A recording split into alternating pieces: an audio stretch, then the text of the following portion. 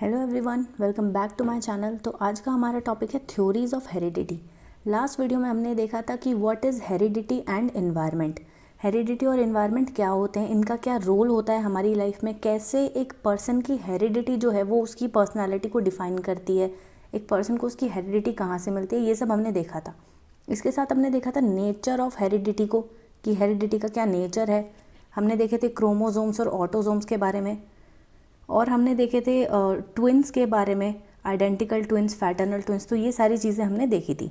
अगर आपने ये सब नहीं पढ़ा है अभी तक तो आप लास्ट वीडियो को जा करके देख सकते हैं। उसके बाद आज हम शुरू करेंगे हमारा थ्योरीज ऑफ हेरिडिटी को, कि हेरिडिटी के ऊपर, आनुवांशिकता के ऊपर क्या क्या थ्योरीज दी हैं साइंटिस्ट ने, वो हम देखेंगे। तो सबसे पहले थ्योरी हमारी the continuity of germ plasm theory. ये थ्योरी जो है वो दी थी वीजमैन नाम के साइंटिस्ट ने।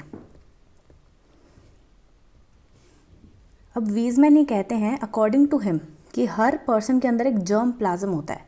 जर्म प्लाज्म यानी कि जो पेरेंट्स हैं उनसे जो है उनके बच्चों के अंदर एक जर्म प्लाज्म नाम का कुछ प्लाज्मा टाइप चीज़ आती है, या फिर कुछ ऐसे सेल्स आते हैं जिनके अंदर वो हेरिडिटी होती है। तो अकॉर्डिंग टू वीजमैन ये कहते हैं कि जर्म प्लाज्म जो है वो जनरेशन से दूसरी जनरेशन तक ट्रांसफ़र होता है। वीजमैन ये कहते हैं।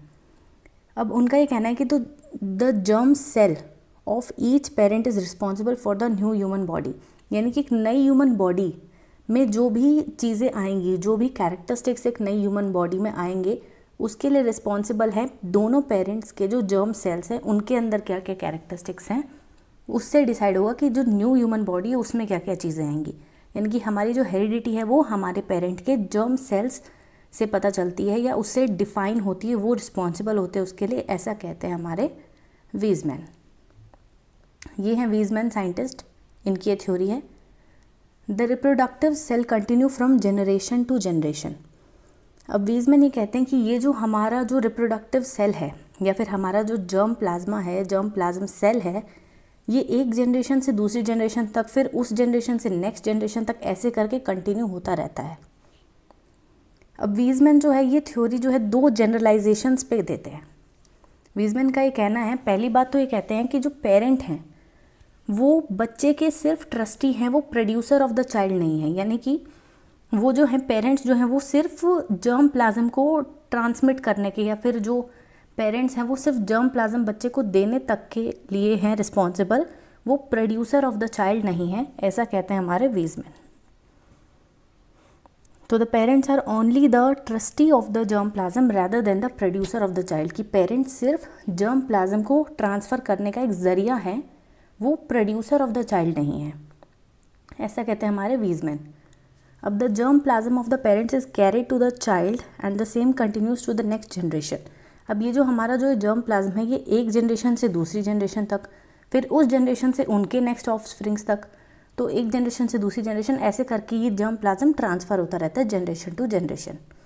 Therefore the heredity of the child is ancestral, nothing special from their parents. इसका मतलब ये कहते हैं कि जो बच्चे की जो हेरिडिटी है वो एंसेस्ट्रल है, यानी कि ज़रूरी नहीं है कि उसमें सिर्फ उसके पेरेंट्स की ही हेरिडिटी होगी, उसमें उसके दादा दादी, नाना नानी, और भी आगे जाकर के जो हमारे एंसेस्टर्स हैं उनके भी जो हेरिडिटी है वो बच्चे में आएगी।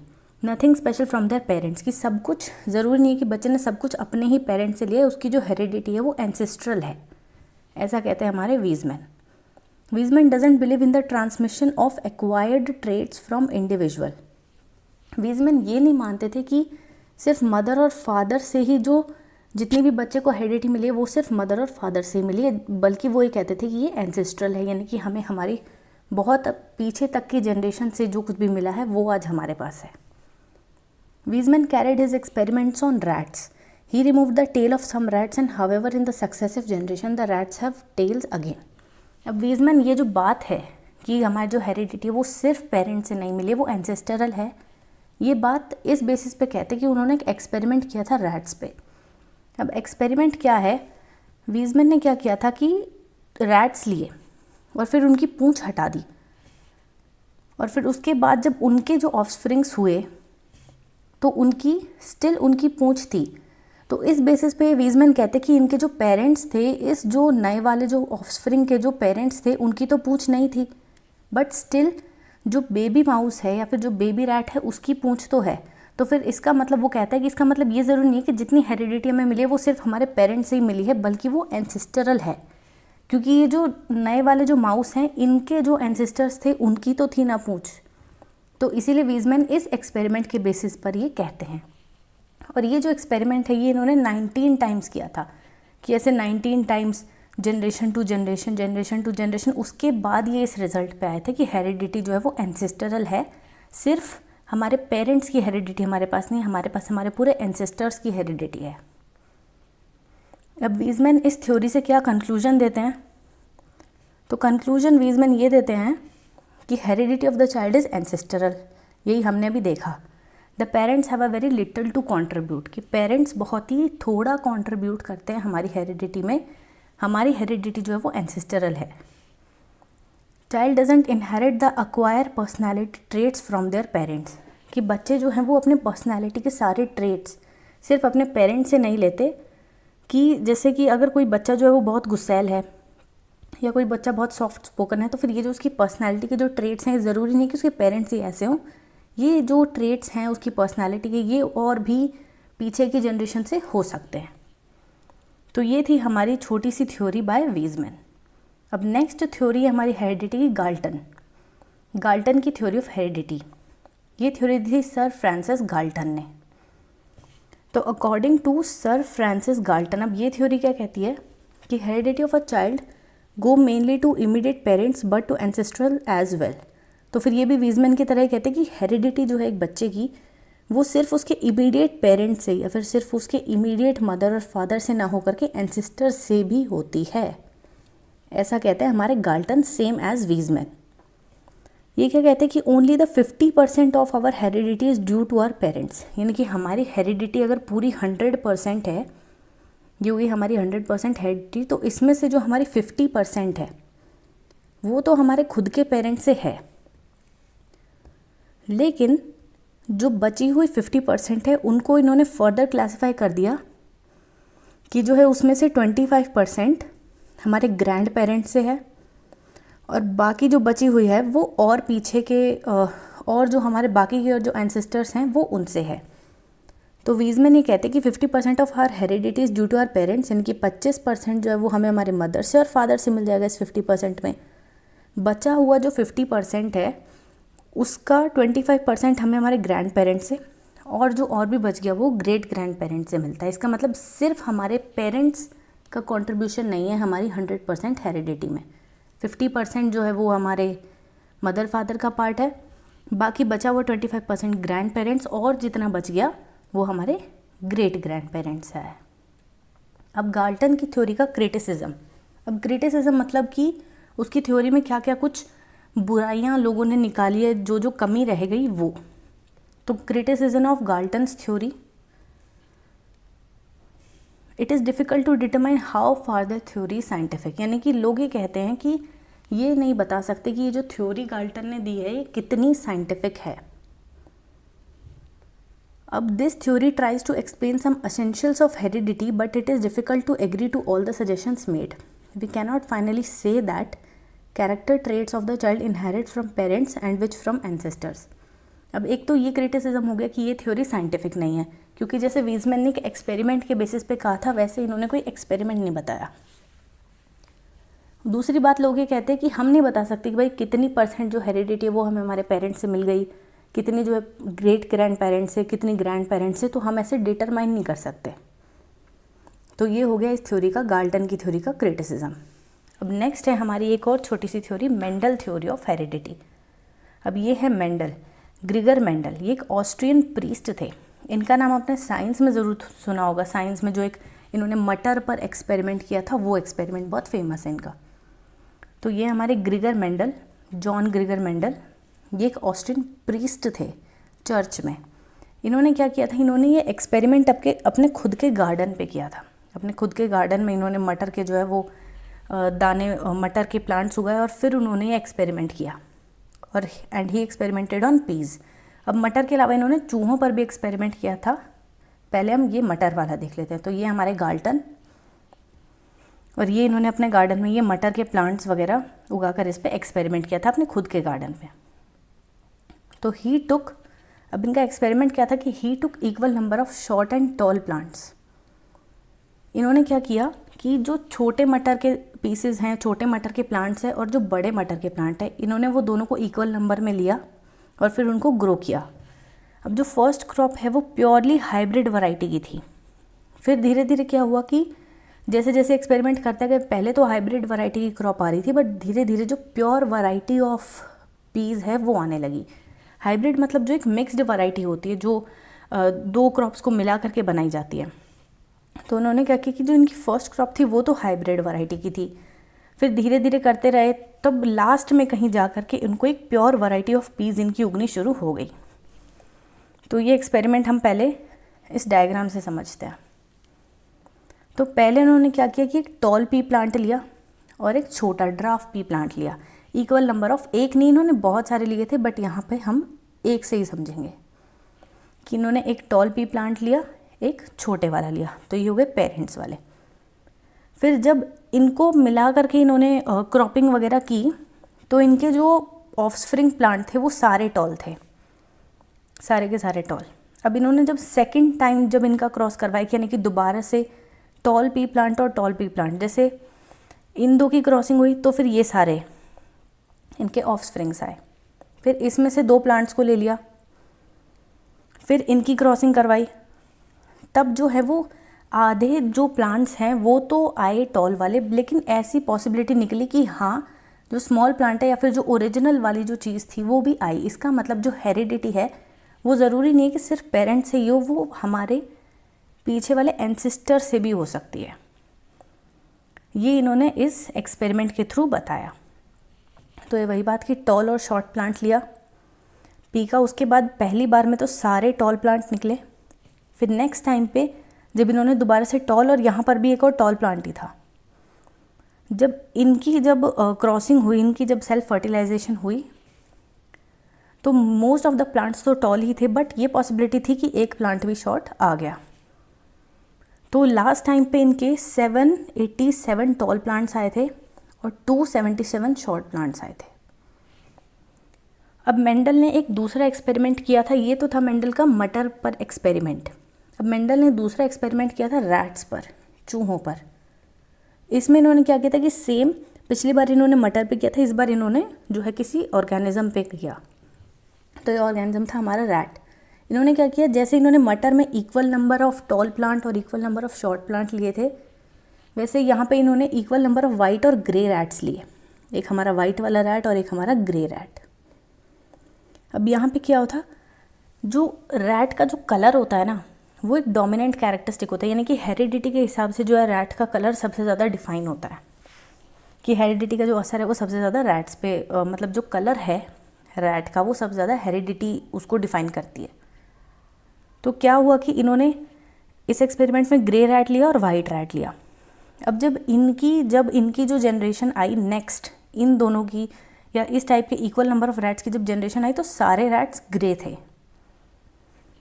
फिर क्या हुआ, जब नेक्स्ट टाइम जब इनमें से दो को या फिर सारे ग्रे रैट्स की जब नेक्स्ट जनरेशन आई, तो आधे ग्रे, मिक्स्ड सबसे ज़्यादा थे, और फिर वाइट वाली जो है वो वापस से आ गई। यानी कि सेम वही चीज़ कि हेरिडिटी हमारी जो है सिर्फ पेरेंट्स से डिसाइडेड नहीं होती, हमारे एंसेस्टर से भी डिसाइडेड होती है। इसका मतलब ये जो ग्रे रैट्स थे, इनके अंदर भी कहीं ना कहीं वो जीन्स थे वो वाइट रैट वाले, और वही यहाँ पर जा कर के दोबारा से दिख गए। तो ये था इनका सेम एक्सपेरिमेंट। ऐसे हमारे वो मटर वाला एक्सपेरिमेंट था कि टॉल प्लांट ले लिया और शॉर्ट प्लांट ले लिया। उसके बाद जब इनकी मिक्सिंग हुई तो सारे प्लांट्स जो है वो टॉल टॉल टॉल ऐसे करके आए। लेकिन जब दोबारा से उन्होंने लास्ट में जब एक बार लास्ट वाला जो उनका एक्सपेरिमेंट था उसमें जब देखा, तो एक प्लांट जो है वो शॉर्ट वापस से आ गया था। तो सेम वही एक्सपेरिमेंट, वो मटर वाला सेम एक्सपेरिमेंट यहाँ पे रैट पे किया था ग्रिगर मेंडल ने। अब ग्रिगर मेंडल ये कहते हैं कि फर्स्ट जनरेशन जो थी वो तो सारी ग्रे रैट्स की थी इसमें, लेकिन जो सेकेंड जनरेशन थी उसमें 25% तो ग्रे रैट्स थे, 50% मिक्स्ड रैट्स थे, ये मिक्स्ड वाले हो गए 50%, और नेक्स्ट 25 जो रैट्स थे वो वापस से वाइट वाले आ गए थे। ये था उनका रैट पे एक्सपेरिमेंट। अब रिज़ल्ट क्या था मेंडल के एक्सपेरिमेंट का कि फर्स्ट जनरेशन 100% ग्रे रैट्स की थी, चेंज स्टार्ट हुआ था सेकेंड जनरेशन से, and offspring show sign of reversion in the main type. इसका मतलब जो ऑफस्प्रिंग्स हैं, अब यहाँ पे क्या हुआ था, ये वाले जो ऑफस्प्रिंग हैं इन्होंने क्या किया, फिर से ये रिवर्स होने लगे, वापस से उसी स्टेज में उस वही वाइट रैट वाली उसमें जाने लगे कि ऑफस्प्रिंग जो है वो अपने एंसेस्टर की तरह वापस से वैसे होने लगे। तो ये थे मेंडल के एक्सपेरिमेंट का रिजल्ट। अब नेक्स्ट थ्योरी हमारी डार्विन थ्योरी ऑफ हेरिडिटी। ये थ्योरी भी बहुत फेमस है, बहुत इंपॉर्टेंट भी है। तो ये हमारे डार्विन। अब एक साइंटिस्ट थे, अब इस थ्योरी में देखते हैं कि during the late 19th century एक इंग्लिश साइंटिस्ट थे सर चार्ल्स डार्विन। वो क्या, उन्होंने थ्योरी दी थी थ्योरी ऑफ एवोल्यूशन की, बहुत फेमस है ये थ्योरी। तो इस थ्योरी के according to this theory the universe and the life in all it aspects are a product of development, and Darwin explained this in his book Origin of Species. ये है Darwin की book Origin of species. अब इस book के अंदर Darwin ने ये explain किया था कि जो यूनिवर्स है और जो लाइफ है वो उन दोनों को मिला दो, अगर उन दोनों का प्रोडक्ट कर दो तो हमारी डेवलपमेंट बनती है। ये कहा था डार्विन ने अपनी बुक ओरिजिन ऑफ स्पीशीज़ में। अब according to Darwin there are a large number of animals including man, यानी कि ये तो बहुत कॉमन बात हो गई। अभी हमें पता है, उस टाइम पे डार्विन ने बताया था कि इस वर्ल्ड पे बहुत सारे एनिमल्स हैं इंक्लूडिंग मैन। मैन भी एक एनिमल है और इस वर्ल्ड पे और भी बहुत सारे एनिमल्स हैं। Their number also increases with generation, यानी कि और ये जो एनिमल्स हैं जनरेशन बाय जनरेशन इनका नंबर जो है वो बढ़ता जाता है, इनकी पॉपुलेशन बढ़ती जाती है। यानी कि पिछली जनरेशन में अगर इतने लोग थे तो नेक्स्ट जनरेशन में उससे ज़्यादा लोग होंगे, ये कहना था डार्विन का।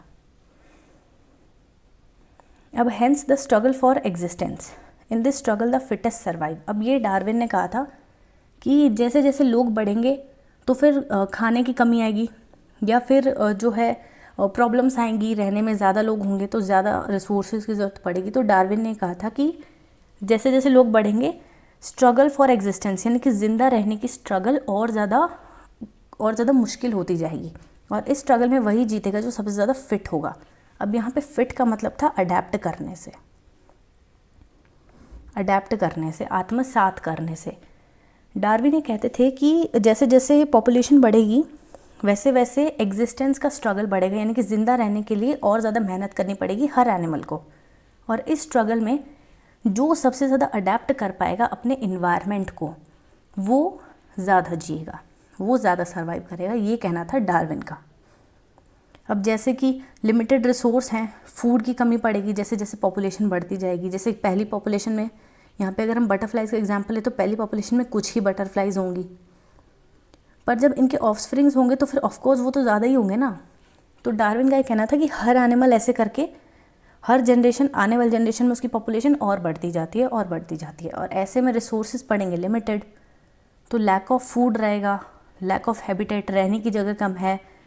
तो फिर ऐसे में क्या होगा कि जो सबसे ज़्यादा अडेप्ट कर पाएगा, जो सबसे ज़्यादा फिट होगा अपने इन्वायरमेंट के लिए, वो सर्वाइव कर पाएगा।